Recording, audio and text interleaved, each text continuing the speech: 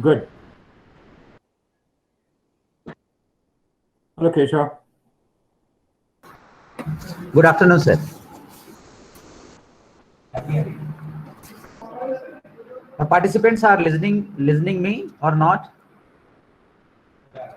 Yes, yes, we are hearing you. Yes. Respected Pandey sir, Sadar Charan Pranam sir. Yes. Before starting off our expert talk by Professor Pandey sir, I would like to give a brief introduction about him.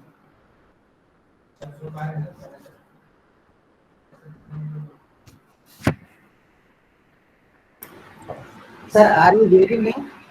Yeah, I'm okay. Go ahead.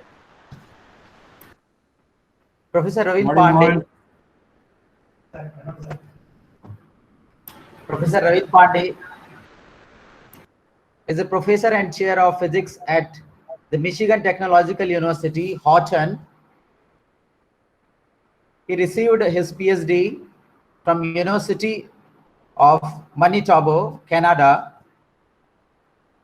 He participated in multidisciplinary efforts in theoretical and experimental to build the programs in novel nanostructures and the applications of semiconductors as the next generation of optoelectronic materials with the industrial and national laboratories.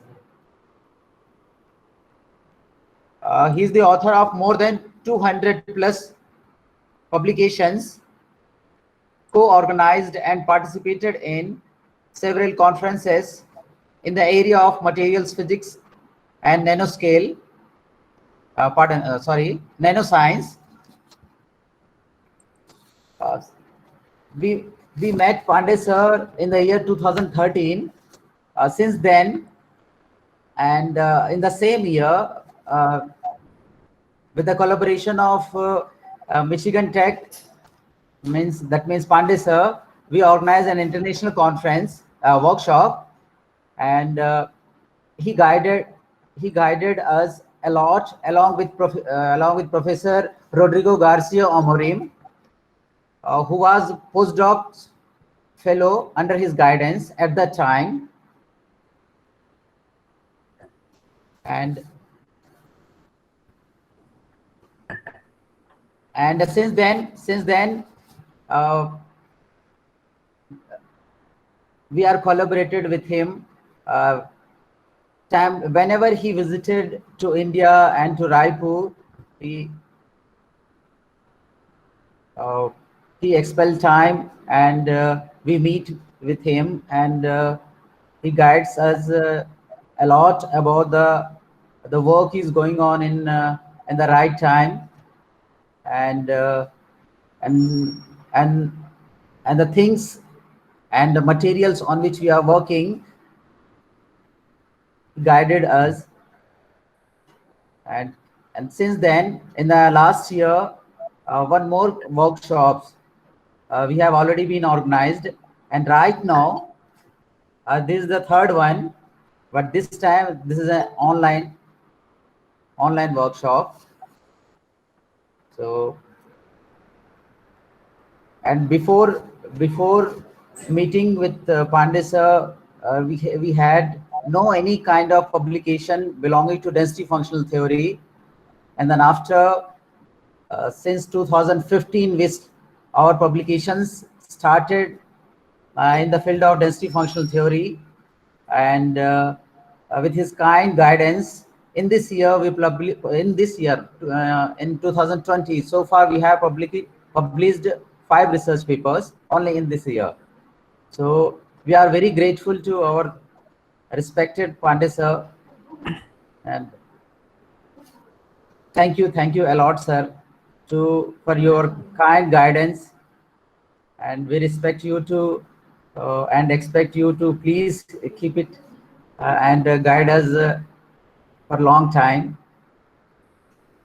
Now I request to our respected Pandey sir to please to please proceed for his invited talk and to share his knowledge via his expert talk.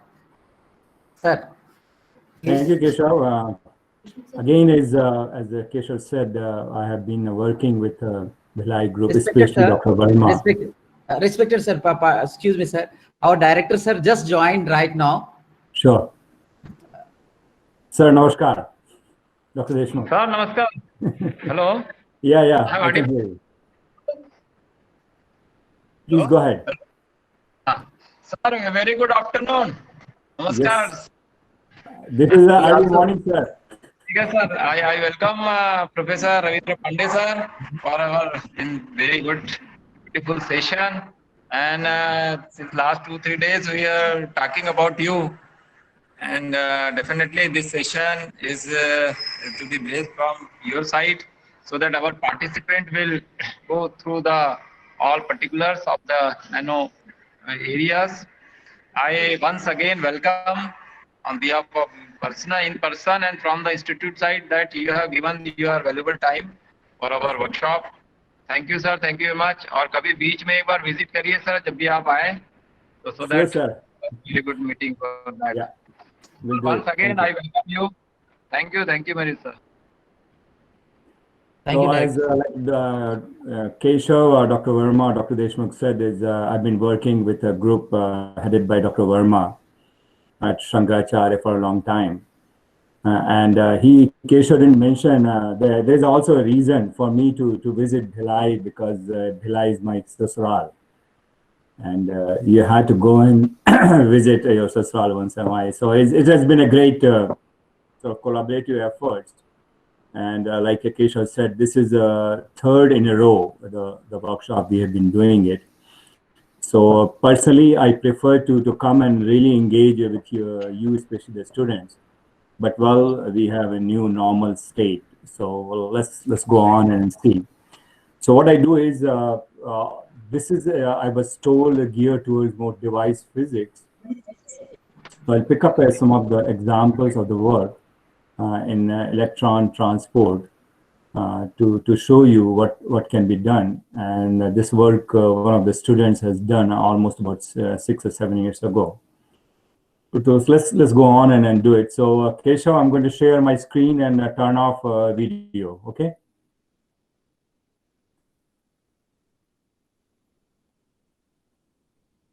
So let me go and see quickly.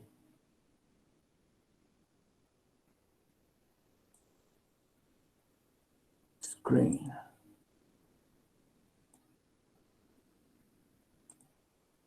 Can you see it, Keshav? Hello? Sir. Can you see the screen? Right, sir. Right, sir. Yeah, okay, good. So, Keshav, give me about a 5-minute warning, okay? Right, sir. Yeah, because I don't want to talk more than 55 minutes. Like the title, Dr. Verma said, I'll talk about electron transport in 2D systems.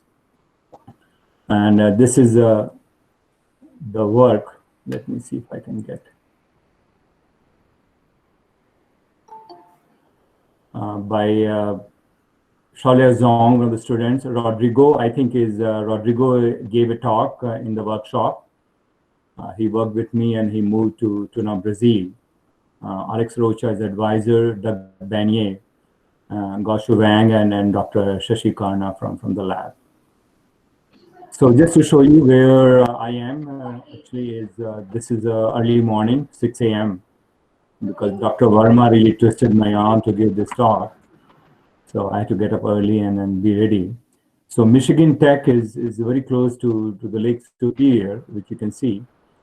This is Detroit, and then New York is way east. So we are far away, but it's called northern sort of west corner of Michigan. We have beautiful campus. This is sort of reminds me of my hometown Sagar. This is a sort of a canal going through it, and this is a Michigan Tech building. And we have beautiful fall covers. But since we are really north of US, we get a lot of snow. And for fun, the students make snow statues. So this is one of the statues they make sometime in late January, early February to celebrate Winter Carnival. So let's move. Let's like Keshav said, I got my BS and MS from Sagar University. I belong Sagar. I grew up there, and then worked in the National Physical Lab Delhi, and then received a PhD from University of Manitoba, Winnipeg, Canada, in computational physics. It's way back in '88, and since then I've been working at Michigan Tech. So I used to be an experimentalist, doing a lot of spectroscopic measurements at NPL Delhi. But in those, when I realized that computers are coming up, I call it jump the ship and move to computational physics. And what I've been doing now is simulation and theory. And the whole our idea is to understand from fundamental point of view about the interactions in the materials. And then once we understand the interaction, then we go on and then talk about the response of the materials in terms of either electronic signature, which is a device physics, we'll talk about it, or about the optical response. So it comes down to is basically the establish the structure property relationship in a given material. And my group has been using so-called atomistic or electronic structure methods to characterize this relationship.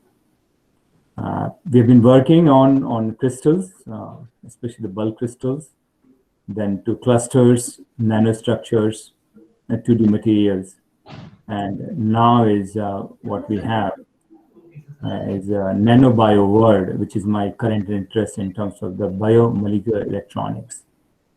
But for this workshop, I'll talk about 2D materials, especially the graphene, and how can we use or rather calculate the IV currents in graphene-based devices.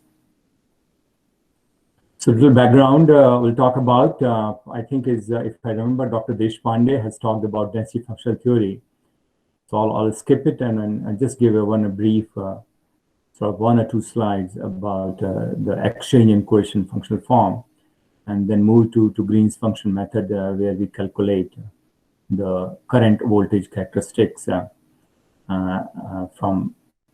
the DFT, the density matrix. Pick up the 2 examples. I think I'll do only one in detail, graphene and boron nitride. But if you had time, then we'll talk about hybrid junctions also. So as you know, the graphene is back in 2008 is discovered. It has an ultra high in-plane electron mobility. It's very, very high. And this is a sort of a graphene-based device. You can see this is a SEM photograph on top left. This is our graphene between. And then we have the source on left, number 4, which is again a drain. And then we have the front sort of the gate terminals, which you call 2, 3, 5, and 6. And this is again is a AFM cartoon. And if you go to on right, you can see we have the silicon. Then we have an insulator SiO2. The graphene sheet is in red. And then it deposited the gold contacts left and right. So this unique capability of in-plane electron mobility, which is pretty high, comes from a peculiar band structure of graphene. You can see this is nothing but hexagons of the carbon rings. And if you plot the band structure, so we have in bottom lower half is a valence band, which is occupied orbitals. And on top, we have a conduction band, which is again is unoccupied orbitals. And you can see at a certain K points in reciprocal space, the valence band and conduction band, they meet. And this is what we refer to Dirac cones in this fashion. Let me see if I can. Yeah, it's better.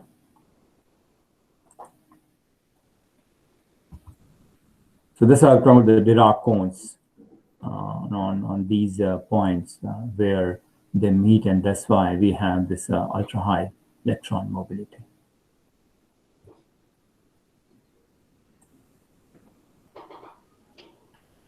So let me give you again one example of electron transport. This is again a very simplistic picture. Is what exactly is happening in the materials. Keshav, 1 minute. Can you see if they have any questions? You can let me know. Keshav. I request to participants to please raise any kind of questions coming in your minds. My request to all participants, is there any kind of question? Please feel free to ask questions anytime, since I cannot see the raised hand in my screen. So Keshav can sort of tell me about the questions. But Right. This is the best part about the in-person, where we try to engage students in asking, rather encouraging to ask questions. So don't hesitate, please. So let's come back to the simplest picture of this electron transport. And you can see this is again is a device. Let's see, it's the diode. We have the insulating oxide layer. We have the material, which is we call channel. It could be graphene, could be anything else.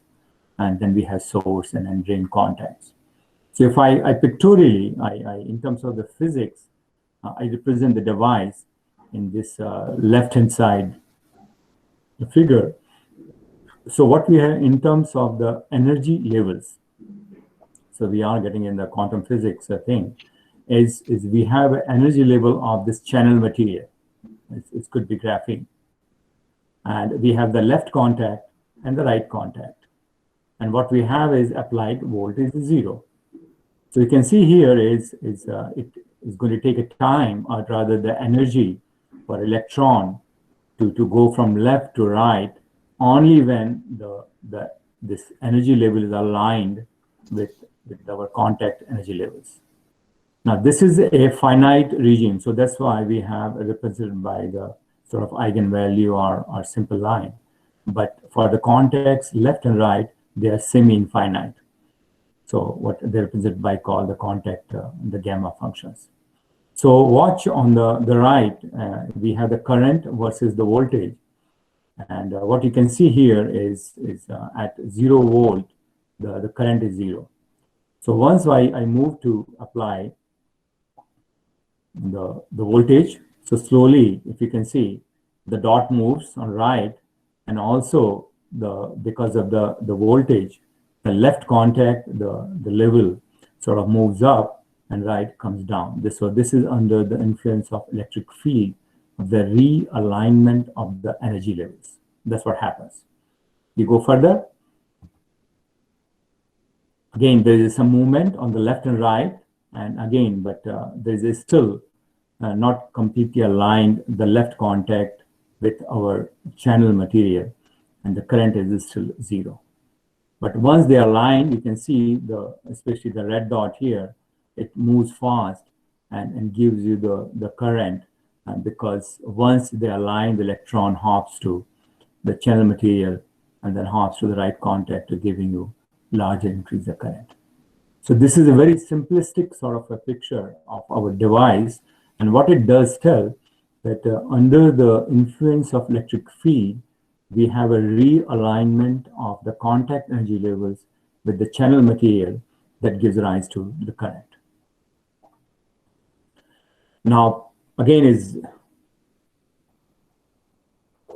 we are talking about now the transistors, and as you know, the difference between a simple diode and a transistor is we have the gate arm, the contact, which sort of allows us to manipulate the current between source and drain, and that's why it's a 3-terminal device. So what happens here is you can see this is a current versus voltage curve. And what we have is we are keeping, say, at a given point and given voltage, say 1 volt, sorry, we have a current corresponding to a gate called, say, 0.1 volt. But once I change the gate voltage, applying this through the third arm, what we can see at the same voltage, same bias voltage, we can have the modulation of the current and depending on the value of the gate voltage. And that's why is we have a transistor which sort of gives a little more flexibility related to device, a diode in terms of the electronic components.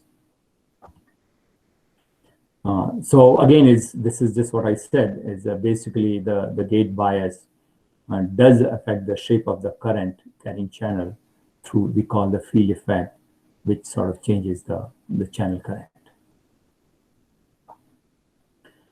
So the key thing here is the channel material should have a finite band gap.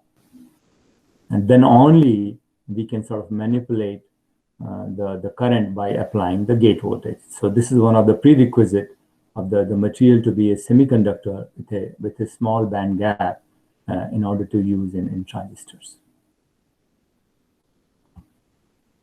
So let's look at the graphene.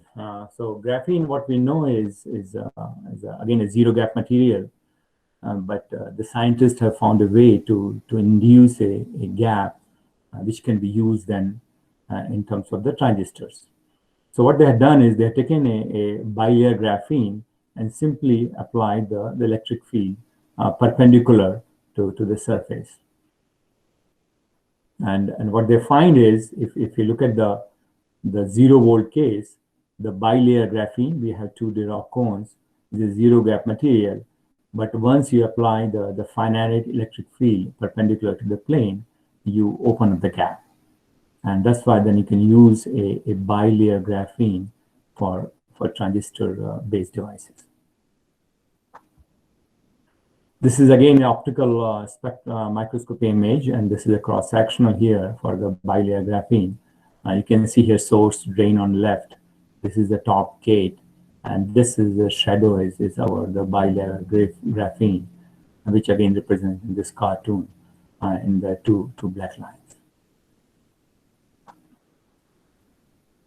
So this is so far so good, but what our idea was is instead of a bilayer graphene, can we use another bilayer, another system, which is sort of a heterogeneous to induce a gap in graphene?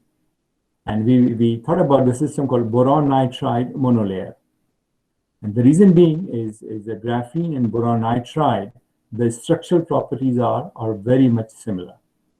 The difference in lattice constant, which is between distance in Cc and say nitrogen boron, is less than 2%. The advantage what we have is the graphene is zero gap material, but boron nitride has a large band gap in this monomer form. So the question came out is why, if you bring these two devices together, then can we induce a tunable gap in graphene, and then we can use this bilayer, heterobilayer structure for transistor devices. And people have grown. This is again is about 10-year-old paper. Is you have the boron nitride in hexagonal form. You can see this is again is a cartoon coming from SEM. We have a monolayer, bilayer, trilayer, and sort of quad layer boron nitride and deposited on a silicon substrate. So let's move to method part.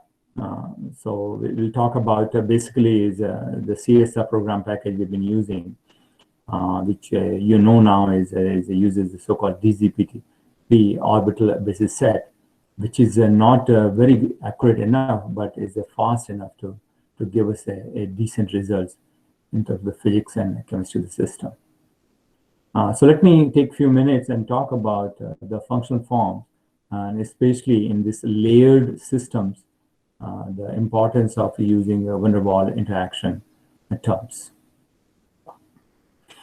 So this VDF DFT basically is what it does is, if you remember Dr. Deshpande's talk in terms of the expression, this is our exchange correlation functional form in terms of the density, and it's the density which is again varying in terms of the R. So exchange correlation part, especially this van der Waal VDW form, basically what it does, it takes the typical GGA exchange part, axis for exchange, but correlation part it divides into two parts. So one is the LDA correlation, but what it does is it has a so-called the non-local correlation. And what it does is basically provides you the correct R to the power -6 dependence for large separation between, say, two molecules between these layered bilayer systems. If you look at the sort of examples, you can see here is the two benzene rings. So the idea is to let's calculate the interaction energy in terms of the separation, which is the distance between these rings. And these are some high quality calculations. And interestingly, you can see here is I call CCSD or MP2, which provides this dotted curve, first and second, shows that this system is bound with some equilibrium separation and some sort of a binding energy. But if you look at pure GGA or other REV, PBE or PW91, you can see this GGA does not show that system is bound, which is simply is incorrect.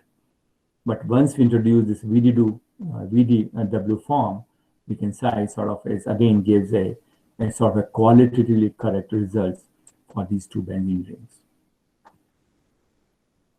So the key thing is we had to use these van der Waal interaction terms to sort of study or investigate the properties of these layered structures. This is again some of the numbers for graphene or rather graphite, which is the calculated binding energy per atom. If you look at this, the VDW gives about 45 MeV. And the experiment is about 52 MeV. So it tells you also that quantitatively you are achieving the accuracy in terms of the energies using this function form.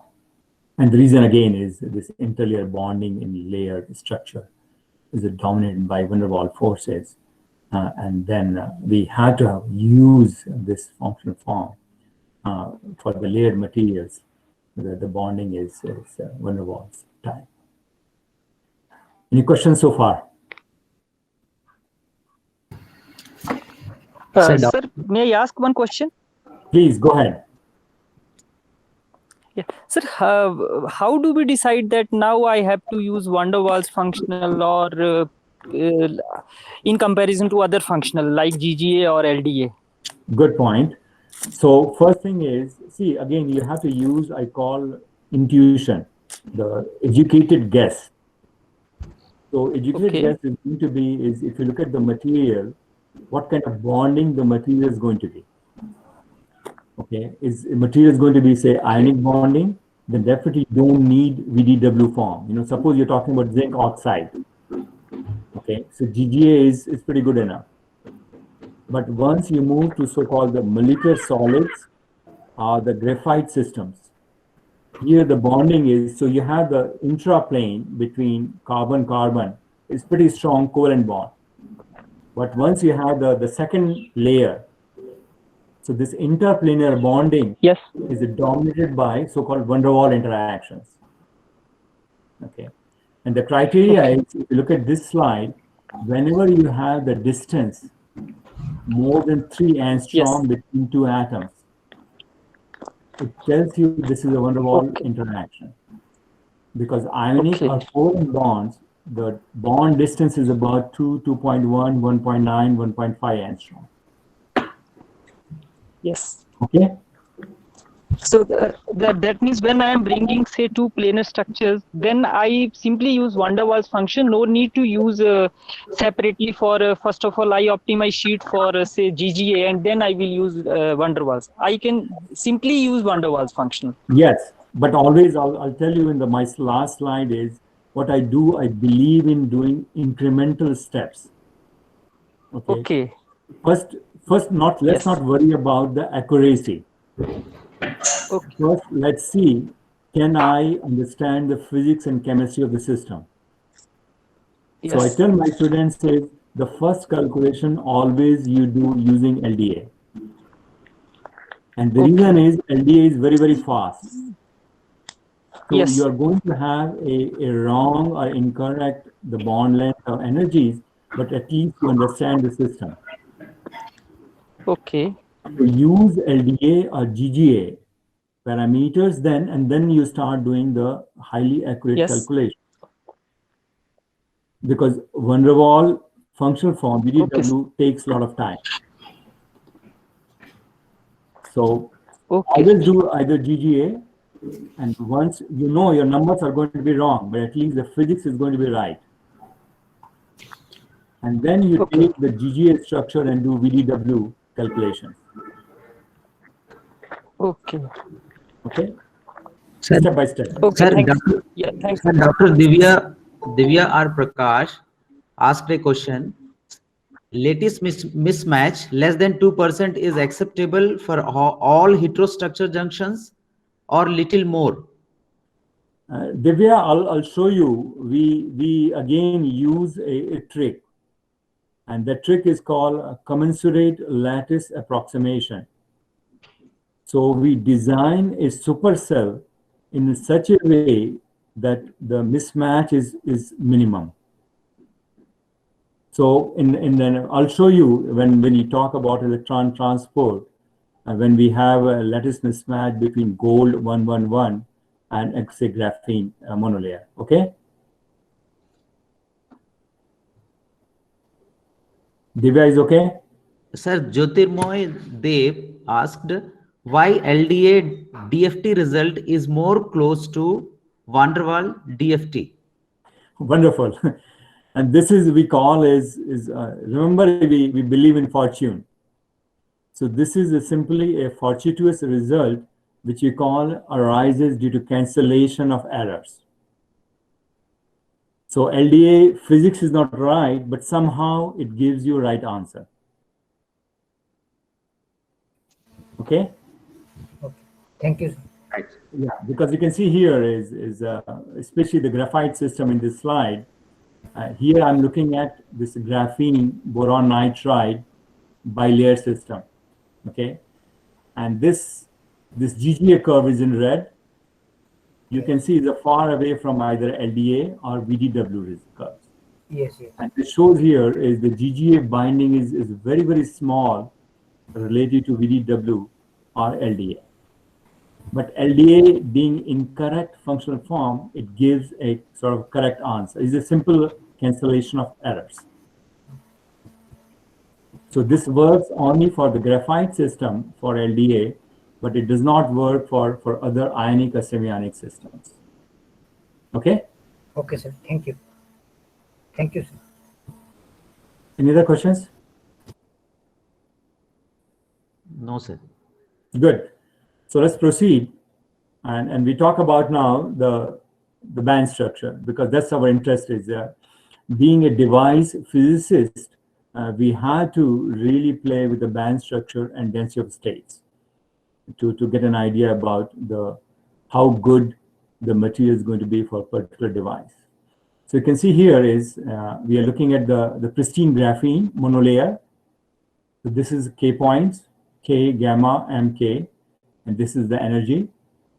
And you can see nicely is a Dirac cone is sort of occurs at both ends of the K points. So this is the valence band, and this is the conduction band. We move to the boron nitride monolayer, and you can see here is now there is no sort of meeting of this valence and conduction band. Rather, we have a large band gap now for boron nitride monolayer. Now, if you bring in say boron nitride bilayer. Okay, so I have one boron nitride over the other boron nitride monolayers, and you can see here is you have the instead of one, you have sort of the degenerate, the valence bands and the conduction band. The gap remains the same, which you expect.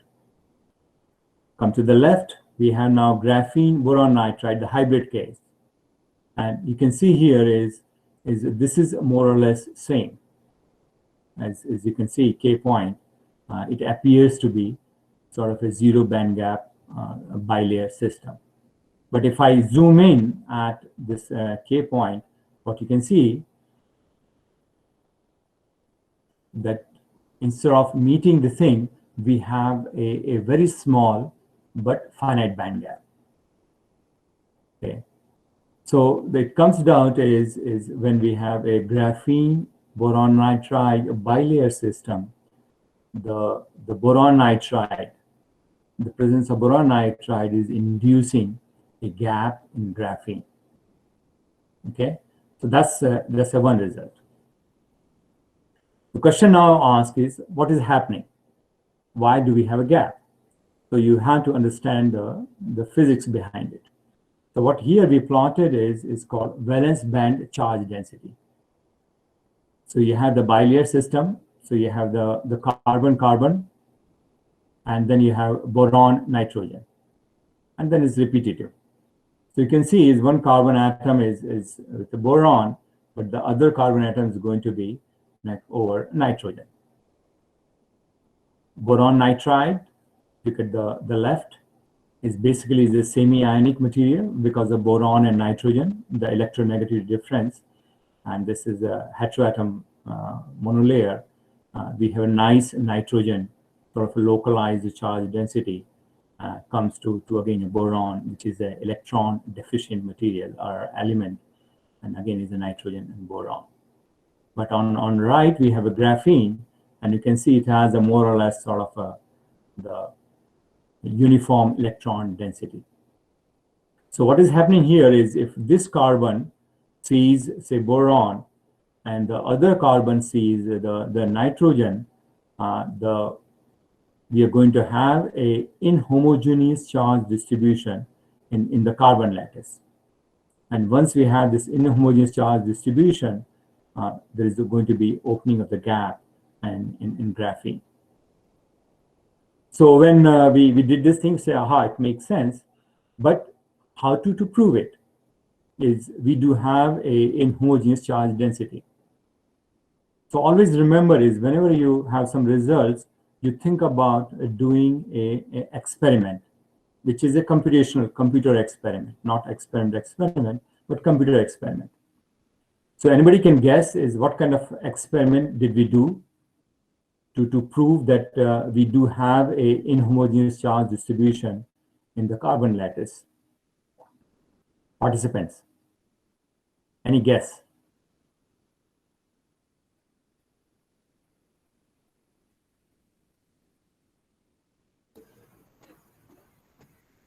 No guess? So remember is can you see my hand?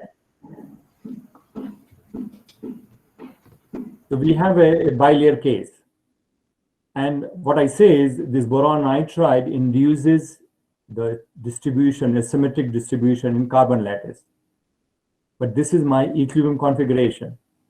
What happens if I do the experiment when I reduce the interlayer distance?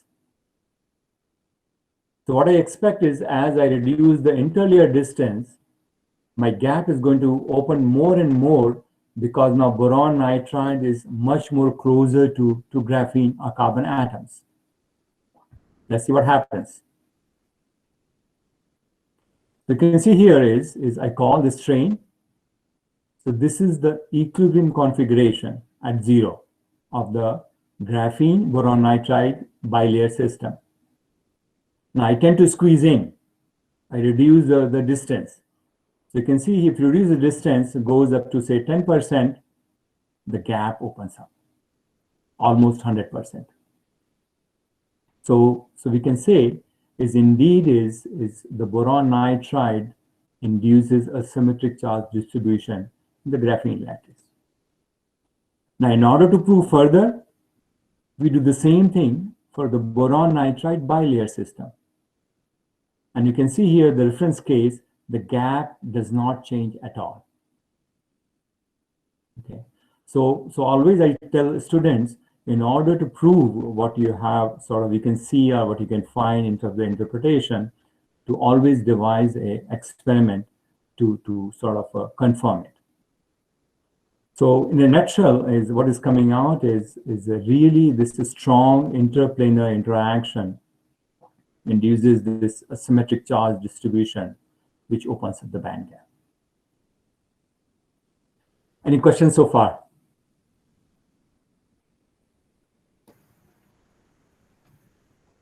Before I move to... No, sir. No question? No, sir. That's fine. So, okay, so we had done the bilayer case, which is interesting. But then idea came up is, why don't we use a real thicker system? Because as experimentalist, you have to have a little thicker film, a thicker monolayer layered structure, your life becomes a little easier. So here what we did is, okay, instead of doing a bilayer, we look at the trilayer.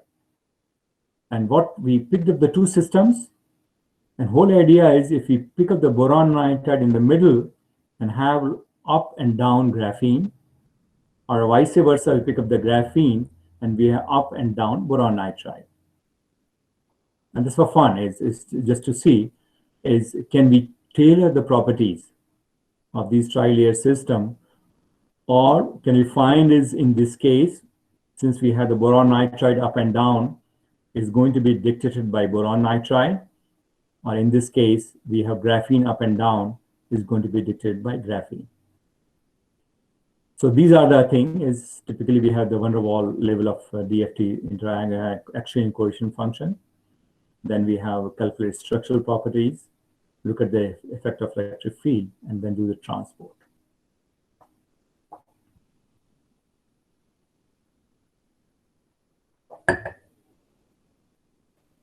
So is any layered material, we had to worry about the stacking configuration.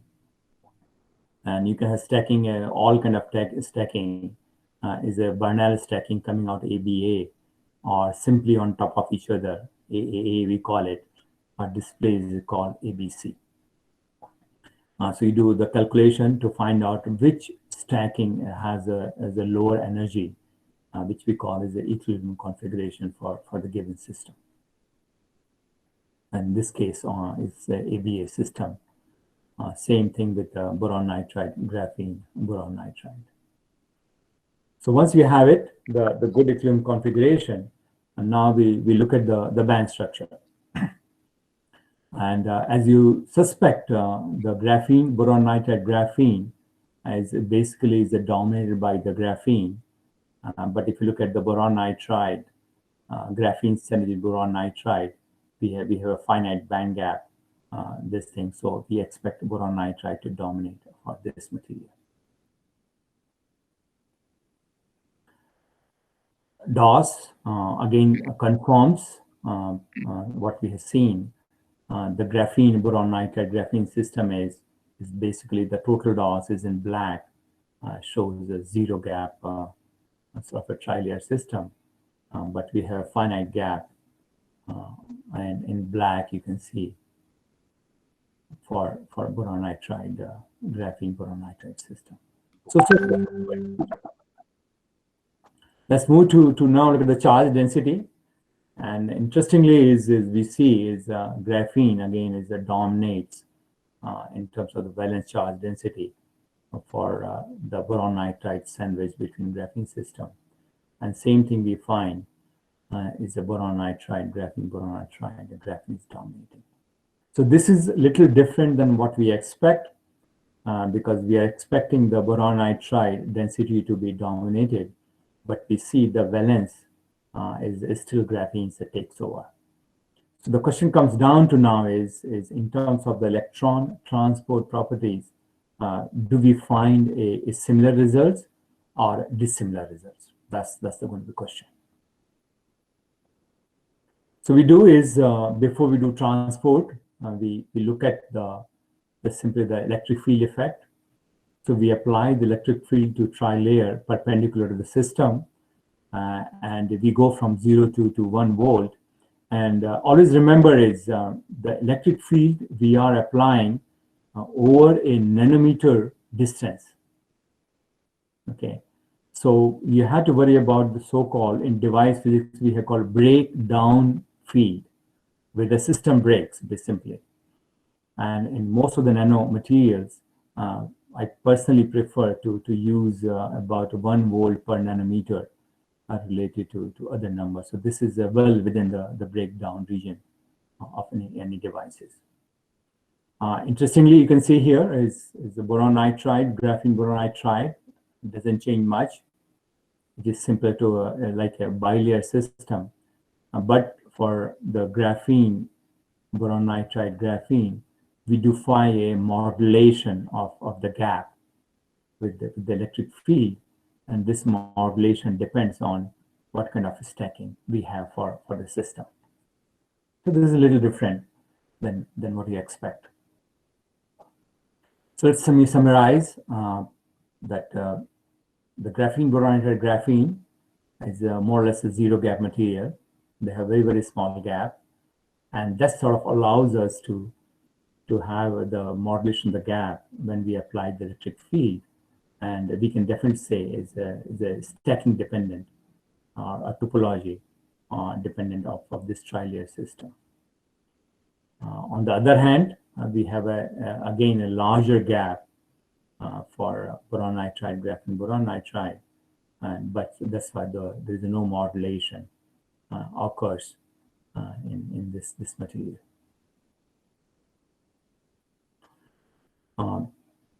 The key thing is like I said, the graphene bilayer system, the energy gap sort of goes linearly with electric field, but for a tri-layer system, we have the tunability. It sort of increases and then saturates about 27 MeV with the electric field. So the next step is can we use this dissimilar results to understand the electron transport in a device configuration. Any questions so far? Sir, Dr. Divya raised and talked about for AB stacking of BN layers. Mm-hmm. Yes, Dr. Divya, may I appeal you to raise and to complete the question? Dr. Divya, please complete the question. Sir, your voice is not reaching properly. Yes, sir. Proceed, please. Should I go ahead? Sir, Kulwinder Singh. Mm-hmm. Yes, pardon, sir. Yes, Divya, sir. Please proceed.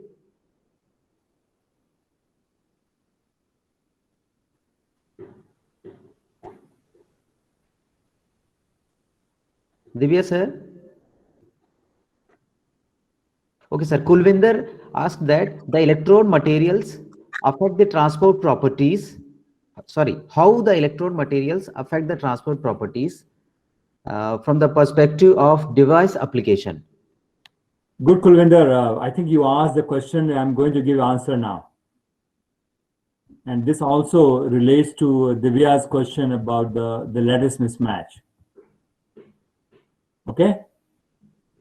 So Kulwinder, here is the device. Okay. And device is if you look at the cartoon here, is we have the finite channel material, say graphene, and then we have the contacts, the left contact or upper contact and right contact. We call source or drain. And these contacts typically, as you use the 111 surface of gold, and happens to be semi-infinite, not finite. Okay. And then, as I said earlier, is if you look at the bias voltage, the 1 volt per nanometer basically is I prefer, because breakdown is about 2 volt per nanometer. And Divya, we noted here is the surface AU111 or graphene is about 1.5%. So how to take care of this lattice mismatch? I'll come back to this slide later. Let me go to mismatch here. I think this is again is a cartoon. So you see left and right our gold contacts, and we have the monolayer.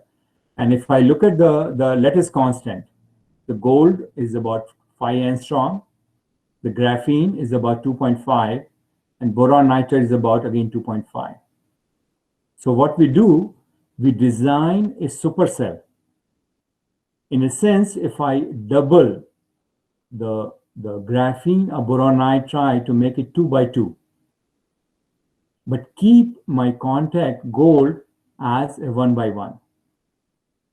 So what happens here in this supercell, okay, my 2 by 2 graphene or boron nitride in a sense matches with the gold 111. Okay, and basically what you do is you go back and look at the crystalline lattice spacing, and from there you get a AU11 constant, which turns out to be 997 for our case. So this is again is a numerical trick where the either bilayer case, if you have the larger lattice mismatch, you choose one monolayer to be say 2 by 2, but the other monolayer to be say 4 by 4 or 3 by 3 or 5 by 5.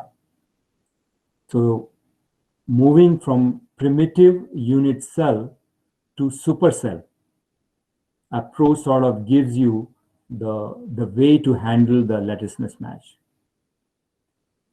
So Divya, does it answer your question?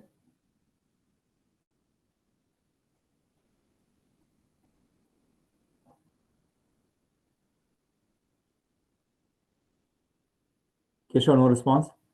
No response, sir. Okay, Sir, good. Dr. Divya asked, completed his question, sir. Regarding the bilayer AB stacking of bilayer boron nitrate, how does the band gap change with distance? And I think I showed you.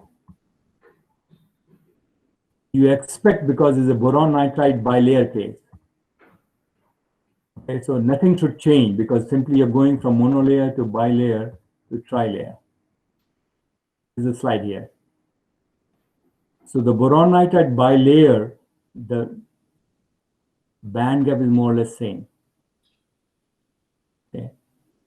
But if I go to graphene boron nitride, see, always remember our hypothesis is the boron nitride, the presence of boron nitride induces the inhomogeneous charge distribution in graphene lattice, which opens up the gap. Okay, so if I reduce the distance between these two monolayers, I am increasing the interplanar interaction, and that's why band gap goes up. But we don't expect this thing to be in boron nitride bilayer, and you can see results remain the same. Okay? Divya, does it answer your question?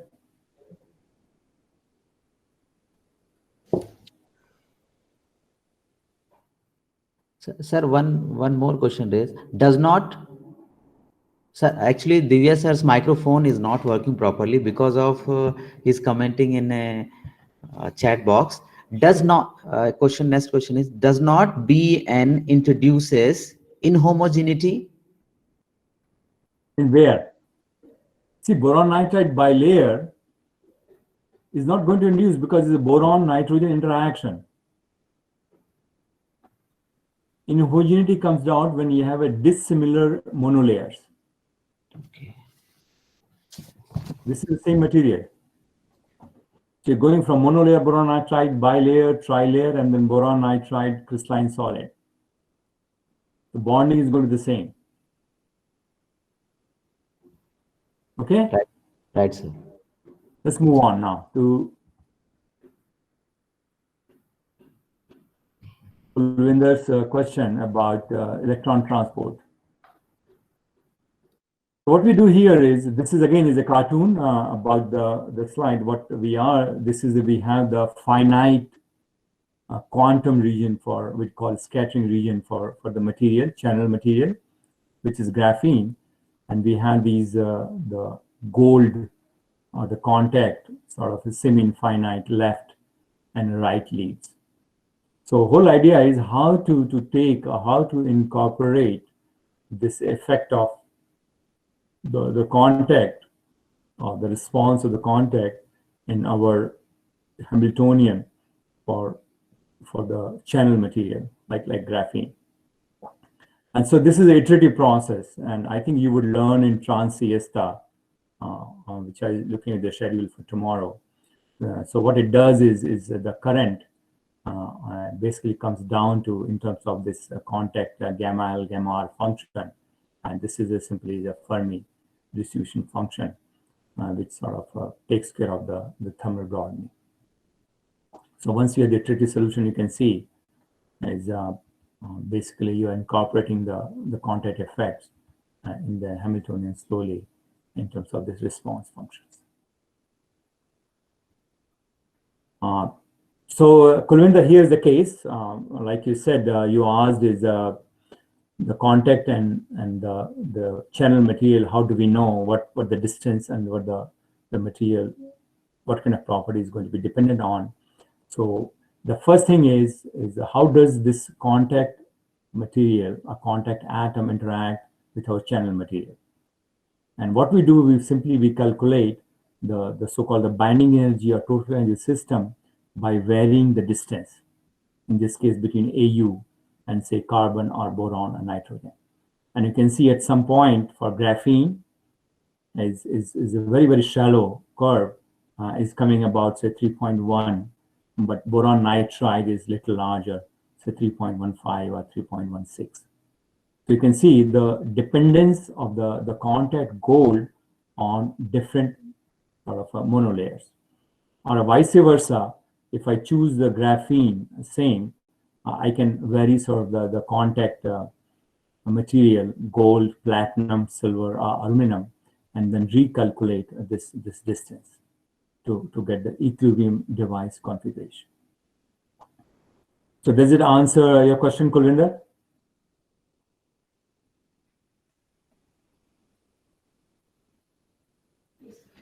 Yes, she replied yes, sir. Good. So that's a finite thing, but I think it's overall, I'll show you the contact really is very, very important in terms of these nanomaterial devices. So this is the calculation. When a student, Shaoliang, showed me the result with Rodrigo, and I did not believe it. The reason is now we have the device, which is a gold tri-layer as a channel material gold. And you can see the graphene, boron nitride graphene, the gap is hardly any gap, 1 milli-electron volt. So you can see like a ohmic conduction. The current sort of increases as you increase the voltage. But surprisingly, the case for the boron nitride, graphene boron nitride, which has a larger band gap, about 57 MeV, first thing is we have a higher current, and this is again is a metal-like conduction. So when Shaoliang showed me the result, I said, go back and repeat the calculation. And after about a month, he showed up the same curve. So we thought, aha, we had to now find out what is going on. Is although we have the different channel material, they sort of exhibit more or less the same response in terms of the current over voltage curves, if we choose configuration to be the device configuration. So we see transmission function, and which I think tomorrow you're going to learn about it.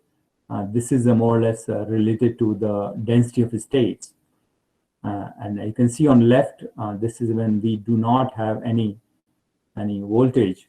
The black is boron nitride sandwiched between graphene. And you can see here we have a sort of finite transmission for the black one. And the same with the red one is we have the finite sort of transmission at 0, which is a Fermi.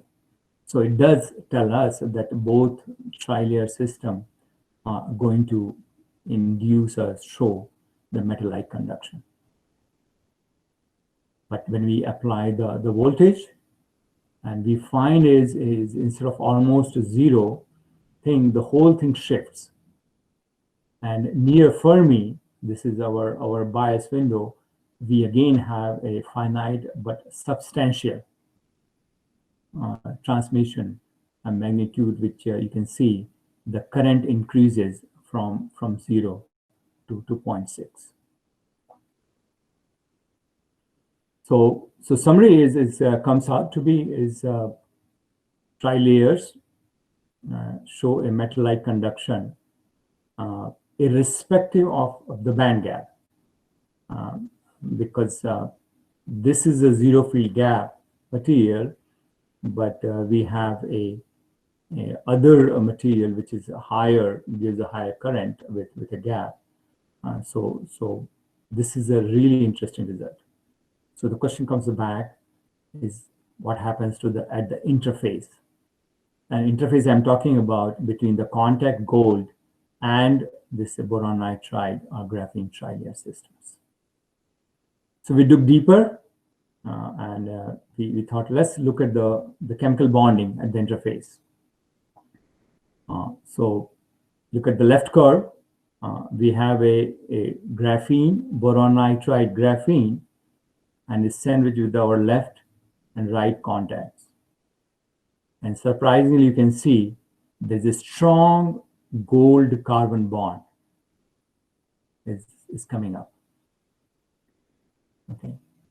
If we reverse the case, we have a boron nitride, graphene, boron nitride, and then we have contact. And what we find indeed is gold boron is again forming a very, very strong contact.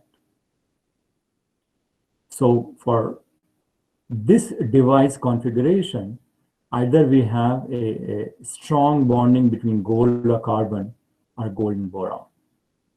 And this in turn basically takes over the metallic conduction in these devices. So the message or the guidance to experimentalists is I'm a modeling person also. If you have results which are independent of the contacts, you can see nicely the band gap and density of states and so on. But once you bring in the contacts in the device configuration, the interface bonding takes over and it determines the characteristics of the material. So the next question simply asked is, what about the monolayer devices? What happens if we have only graphene or boron nitride? How do they behave in a device characteristics form? So you can see here is, interestingly, you pick up the graphene, and this is the transmission. Okay, so single layer of graphene with a gold contact, and these are the distances. So this is again is a computer experiment. And our idea is what happens if the gold and say monolayer interface dominates. If I move away the contact, what is going to happen to transmission function? And you can see here for the graphene, this is the equilibrium configuration. They have a finite transmission. If I change the distance to 3.4, it reduces. And at 4 angstrom, we have basically spikes mainly coming from the graphene. The gold contact is far away and does not sort of interfere with the transmission. That's what happens in boron nitride. You can see same here. For the equilibrium configuration, we have a finite transmission. Now I'm moving away the gold from boron nitride at 3.4, it reduces. And at 4 angstrom, you can see it sort of more or less mimics the gap of the monolayer. So this computer experiment sort of tells us in these is what we sort of thought about a role of interface. As we move away the contacts, the both graphene and boron nitride behaves like they should be, depending on the gap. We look at the multi-layer system. If this is the case, so if I go from monolayer to bilayer to trilayer, I should mimic the bulk properties, okay? Because then basically you are increasing the distance between a contact and the channel material. And you can see here, this is a monolayer graphene. It is a finite transmission. If you have bilayer, in red comes down, and trilayer again comes down. But it has a finite thing. So you expect both monolayer, bilayer, and trilayer to have a metal-like ohmic conduction because it's being a zero gap material. Look at the boron nitride now. The monolayer behaves like a graphene because again is the gold is dominating. But if I look at the bilayer case, the interface effect is smaller and then becomes a much smaller for a trilayer case, where we sort of recover the semiconducting nature of the boron nitride. So in summary is, although the graphene and boron nitride are dissimilar in terms of the band gaps, they have a similar characteristics in the device configuration. That's the important thing, because again, is the gold or the contact material takes over in terms of the device characteristics. But as we go the multi-layer case, we find is boron nitride basically behaves like a semiconductor, while multi-layer graphene is again has a sort of a metal-like behavior. So this is so far so good. Is a summary. We published the results and came out with again as a guidance to experimentalists is monolayer boron nitride is going to be dominated by the interface, but the multi-layer boron nitride can act as a dielectric. And after a few years, the experiments came up and showed that indeed this is the case. So questions? Sir, Kulvinder raised again a question. Yeah. How the interfacial interactions between layered structures and contacts affect the electronic structure? I think, Kulvinder, I showed you the contact interface charge density here. Okay. So you can see here, this is on left my contact, and this is our tri-layer case. Okay. So this is a graphene, this is a boron nitride, this is a graphene, and this is a right contact. So what is happening here in this case, you can see a strong overlap of charge density from contact to carbon. If I case other case, from contact to say boron. So the strong overlap or bonding between a contact atom and your channel material basically changes the device characteristics. That's the key message. Is it okay? Right, sir. Sir, Angad raised that how spin orbit coupling at interface between electrode and molecule affect the conductance. Angad, do you know what spin orbit coupling is? It tends to be important for heavier elements. And rule of the thumb is if you have the atomic number well over 50 plus, then the spin orbit coupling kicks in. And what it does basically is if you have a band structure of say lead fluoride, then without a spin orbit or with a spin orbit, it simply splits the top of the valence bands. So in a broader sense, nothing changes. But if you zoom in, there's a small change in the band gap, but not in terms of the bonding characteristics. Okay, Angad? Right, sir. Sir, Dr. Divya again asked a question. Suppose Where is Dr. Divya from? Where is she from? pardon, sir. Dr. Divya, is she from Raipur or where is she from? Just I'm interested. Shimla, sir. Dr. Divya Prakash. From Shimla. Yes. Mizoram. Sorry. Oh, Doctor. Yes, Dr. Divya, sir. Actually, he's a male person. Where is he from? From Mizoram. Oh, I see. He's one of the expert of this workshop, sir. Wonderful. Hello, Dr. Prakash. I just got in touch with Dr. Tiwari in Mizoram, and I think I'll be giving a talk in 2 weeks on nanotechnology.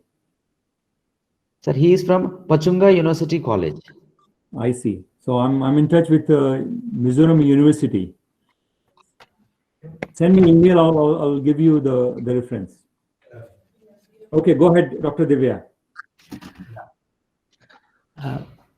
Suppose ENT channel with gold electrode, how can it be done? Experimentally or computationally? Yes, Dr. Divya. Computationally, typically, like I showed earlier, we bring in our unit cell. Computationally, he is willing to computationally, sir. Yeah, so here is a slide here. You can see that the interface. So I have in the back of the figure, I have a AU111. And then basically plotted the graphene or the boron nitride. So you see the unit cell is a 1x1 for AU11, and then graphene boron nitride is 2x2. So I think if you use the XCRISN program and then to make a supercell, I think which Dr. Verma or Keshav can help you in doing it. Should not be a problem. I think Dr. Mohan Verma is the expert in doing it. Is that correct, Mohan? Yes, sir.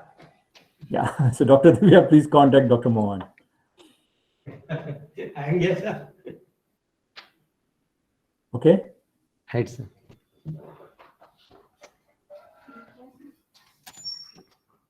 Any other questions? Kulvinder, you're okay now? Hello, sir. Where are you from? Hello.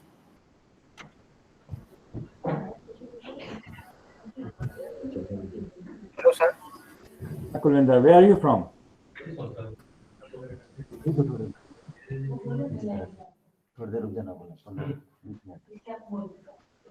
Hello, sir. Yeah, I yeah, have a go ahead. question. Sir, my name is Jyotirmoy. I am from Assam University, Silchar. Actually, we have met in the year 2018. My supervisor has organized one international conference in this. Silchar. Yes, sir. Yeah. Go ahead. So my question is, sir, for designing electrode material, well, suppose I have actually we have recently designed some of 2D material which are semiconductor, and if we repeat this semiconductor unit cell, we can design means my electrodes and channel are same unit cell. Whether it is suitable having electrode semiconductor material, or we should go for metallic type of electrode. See, if you look at read the experimental paper. Yes. Okay. So computationally, for us, it's easier to use like a fragment of 2D material as a contact, isn't it? Yes. That's why. Yeah, but this is not in terms of the practical. Okay. If you look at the experiments, any paper, what they do is they use either gold or platinum contacts. Yes. So in your case, when you pick up a fragment of your 2D material as contacts, you do not have any interface effects because it's the same material. But if you look at the real realization of experimental device, you have to go to the metallic contacts. Okay. So your results are okay. You know, it somehow is giving some kind of a feeling about the system.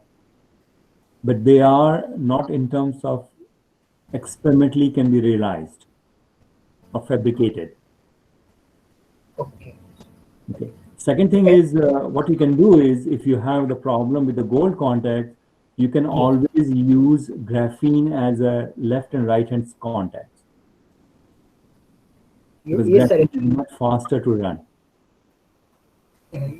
Yes, sir. Actually, the main reason of using the same material is only for the context, actually. I know, but it's not in terms of the experimentalists. You go in and tell them, they say it is not possible. Okay, sir. And another question is, sir, in your summary you have written only multilayer BN can act as dielectric material. So, sir, I have a question regarding this, not related from this topic. Actually, recently I have designed a nanocapacitor in which I have used BN as a dielectric material, and I have calculated the capacitance. Now, for increasing BN layer, I have found that capacitance decreases. So, whether it is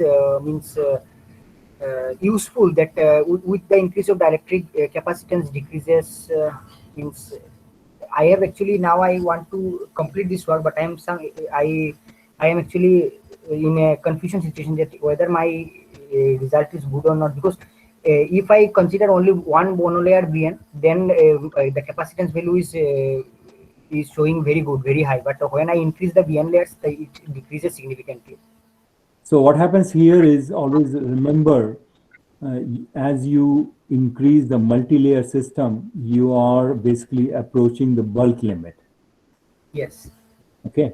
So in my feeling, in my educated guess is you have a so-called the quantum effects, which a monolayer are dominating, and that's why you have little higher capacitance compared to multi-layer system.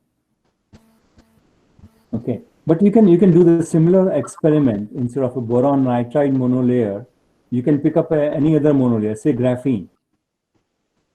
Go from monolayer to multi-layer and see what happens. Okay. Second thing, what you can do, go from boron nitride monolayer to say bilayer or trilayer. You can look into the stacking dependence. Okay. Okay. So like you have simply pick up AA. So you have boron nitride A, monolayer, bilayer AA, trilayer AAA, quad layer 4As, you know, and then you go AB, AB, AB, and then see what happens there. And actually, sir, I have found a stable structure in AB configuration. That's fine. But see, always remember, we have to use our imagination to look into the trend. So although ABA is the energetically preferred configuration, the advantage with the AA configuration is because we have a strong overlap of electron density. So AA configuration results gives you, I call the benchmark to understand what is going on in AB case. So suppose AA has a higher capacitance than AB, then you can say, aha, it simply is the overlap electron density.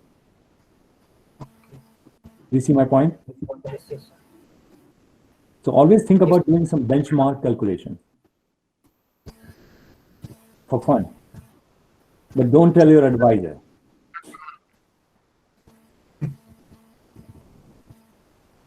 Okay. Sir, Manuel sir with us.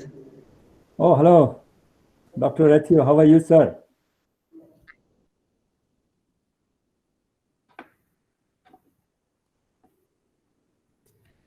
Manuel sir, your voice is not coming. You're not coming here.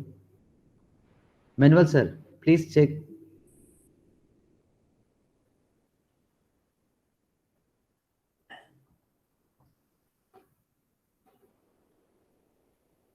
So, Keshav, can I finish my talk?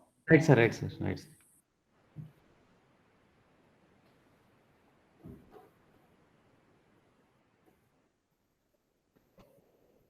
Sir, please proceed, sir.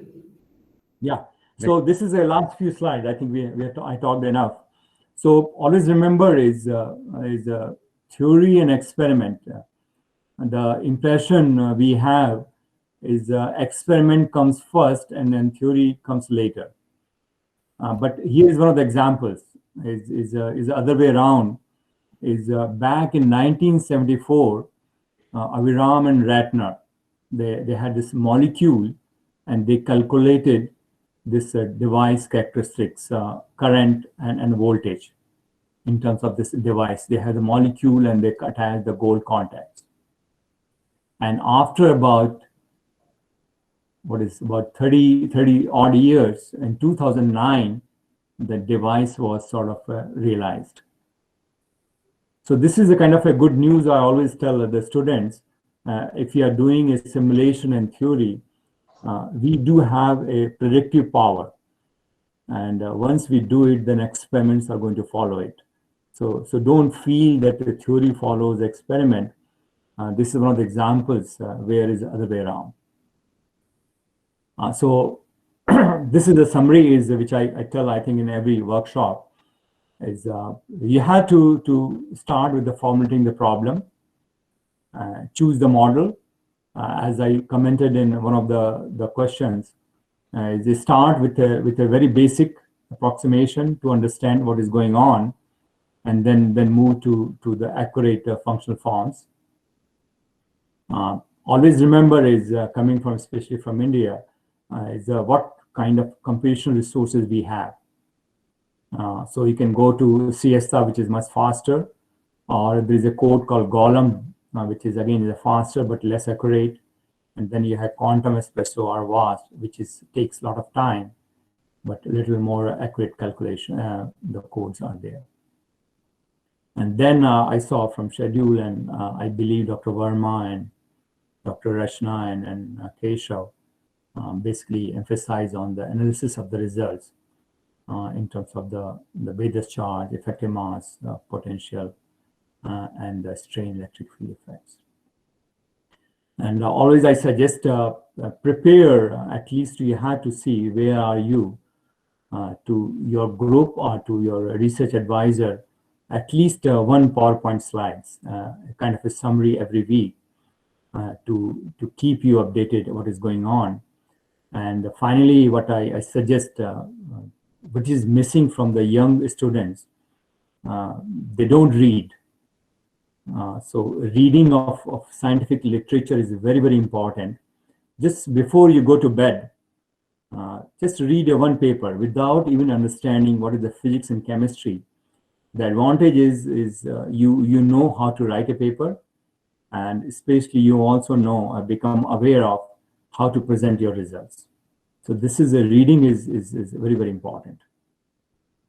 And finally, I said always believe in incremental approach to the problem. First, you feel the physics and chemistry of material through this called thought computer experiments. And then, of course, you had to have an off day, especially if you're a fan of cricket. IPL is coming in about 2 hours. I am still a cricket follower. So follow your hobby, watch movies, or just relax. And best wishes and good luck. Thank you. Sir, Manuel sir again joined. Manuel sir, please. Good morning, Manuel. How are you, sir? Very well, and you? Oh, okay, wonderful. Winter Carnival. Let me show my face to you. Okay, I see you in the screen. I see you. Good. Yeah, I see you. So, as you know, Mohan asked me to get up early in the morning. Yeah, very early. Well, not too early. Really for me. 6 a.m. is early, Manuel. You know me well. Yeah. I'm a 8 o'clock person. How is Michigan? Is blue or red? Say it again. Michigan is blue or Yeah. red? It's blue. Blue. Good. But let's wait. We have one more state to go. Yeah, I know. Okay. But I'm happy that we have got a core team through Mohan and Keshav. Sir, Mrinalini madam also joined. Hello, Mrinalini. Mrinalini is always following me. She sent me email message. Where are you, Dr. Pandey? Rodrigo sir is also there, sir. Wonderful, Rodrigo. Good to see you. Okay. Ashok sir, as well as the complete team is there. Good luck for everybody. Yeah, good luck. And any questions, Keshav, from my talk? If not, then Yes, any question, participants? Any further question? okay. There is a comment from Meenakshi. Where is? Let me go and see.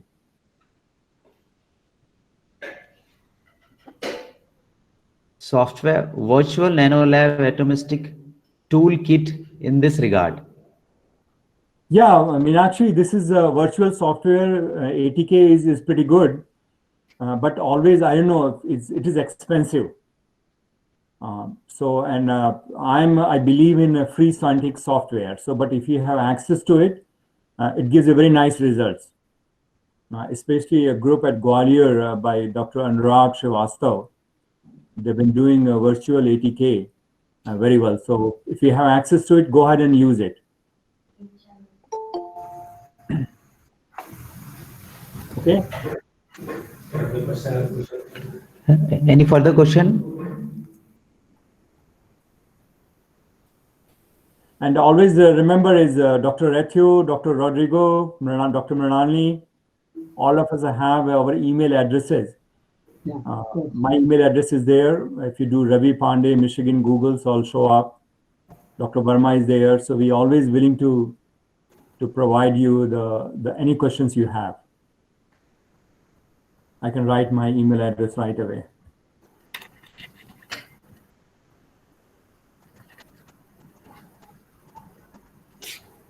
Good. Any parting thoughts, Manuel, for the workshop participants? Sorry? Do you want to say a few things? More things. I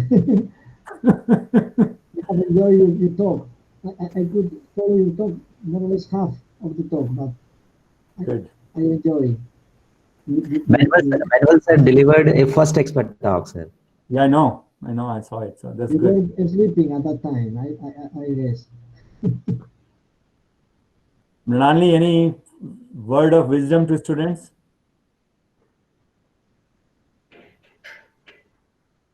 Madam, your voice not reaching out. Madam, your voice is not reaching out. Hello, sir.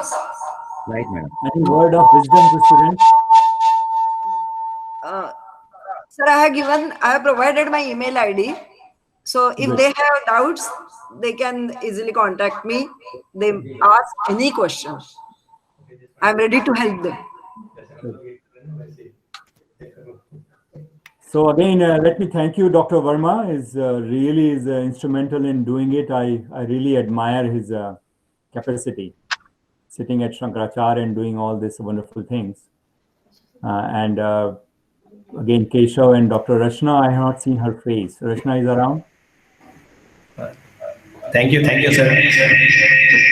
And you can see we have a core group. Hello, Rachna. Thank you. We have a core group of students: Ashok, Dr. Verma, Mrinalini, Dr. Rethu, Rodrigo. So we are there to help you out. So all the best. Mohan, floor is yours. Keshav, whatever. Okay, thank you a lot, sir. Bye, Ravi. See you. Yeah, good.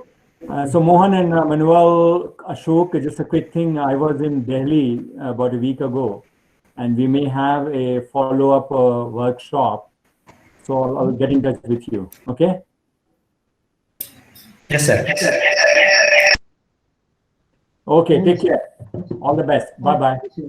Thank you, sir. Thank you. Thank you a lot, sir.